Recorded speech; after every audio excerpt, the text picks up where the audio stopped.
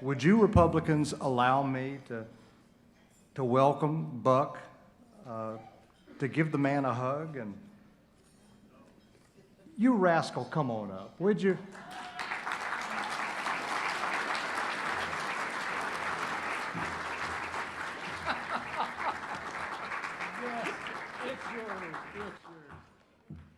I did not know that that was going to take place, and I'm sure glad that's over. There is a connection on that, and if you will recall, Judge David Hale, who provided the capital for the Whitewater scandal, was my college roommate, and I've enjoyed that immensely ever since.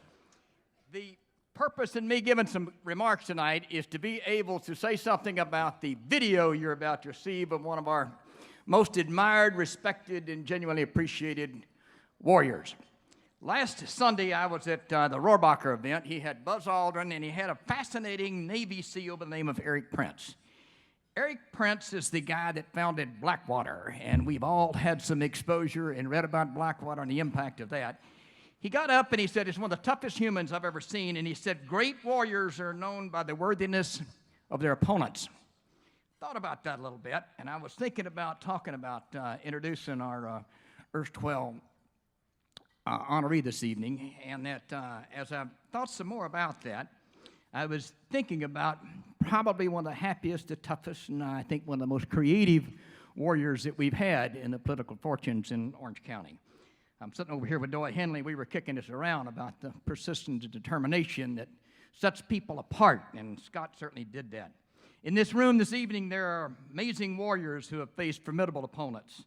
We just had Morlock up here, and he and Nick Berardino banged back and forth. Royce had Frank Barbero a few years ago. Diane Harkey had her wacky neighbor. I've always enjoyed that. Schroeder over here had Shirley Grindle to deal with.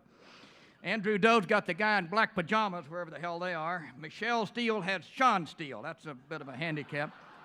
Tom Tate has Kurt Pringle, and Kurt Pringle has Tom Tate. I think that's a hell of a good match there. But our hero did not really come on the scene until 1995. Scott really showed up. We were in the thick of something. John Lewis is here. We were deep into the deal with Ed Henley and the rest of us. And we were pushing Project 90. We were, by God, going to take over the California Assembly with the GOP, and we won. And this clown called Paul Horcher up there drank a little of Willie Brown's Kool-Aid, switched sides on us, and created problems for us. We got together and we said, well, what we're going to do is recall that fool. And we did. And just as soon as we did that, Doris Allen switched around and did the same thing to us that Horcher did. And we did the same thing to her that we did to Horcher. She was gone. The guy that replaced Doris Allen at that time was our happy warrior. That was when Scott really became exposed to us.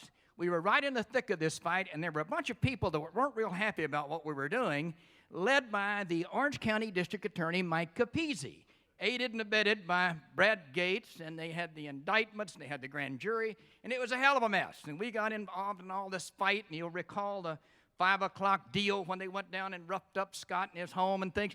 We went through just a hell of a mess down there.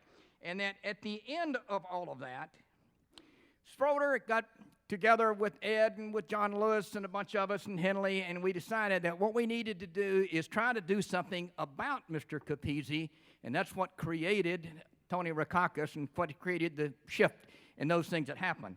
But the beauty of all that, oh no, wait a minute, the beauty of all that stuff is that Scott then became a hero. He weathered all of that aches and pains, and the old story doesn't kill you, makes you stronger. He got real strong result of that, became the leader of the California Assembly, did a masterful job in that particular role, and then came back down to Orange County and took over to become the chairman of the Orange County Republican Party, and followed the steps of our great friend Tom Fuentes, and just done a masterful job. Contrary to what rumors have been circulating, this video you're going to see tonight is not that roughing up that he got at that 5 o'clock in the morning. But this is a tribute. Colleen and I have so enjoyed getting to know them and being friends with them and watching all of that. And that I want to give a big hand for the formidable and the happy warrior, best if we've got. Ladies and gentlemen, you've got a video to hear from Scott Ball. Thanks.